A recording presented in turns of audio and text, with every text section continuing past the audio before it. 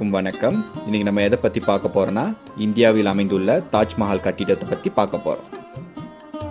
தாஜ்மஹால் கட்டிடம் இந்தியா நாட்டின் ஆக்ரா நகரில் யமுனை ஆற்றின் கரையில் கட்டப்பட்டுள்ள ஒரு புகழ்பெற்ற நினைவு சின்னமாகும். தாஜ்மஹால் உலக அதிசயங்களில் ஒன்றாக கருதப்படுகிறது.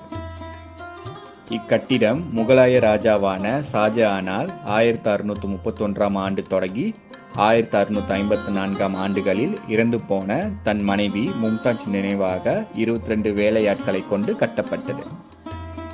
1631 ஆண்டு முகலாய பேரரசை ஆட்சி செய்த ஷாஜஹானின் 3வது மனைவி மும்தாஜ் தனது 14வது பிரசவத்தின் போது இறந்து போகிறார்.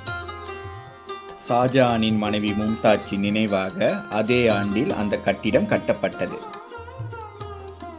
இதனால் தாஜ்மஹால் காதலின் சின்னமாக கருதப்படுகிறது. தாஜ்மஹால்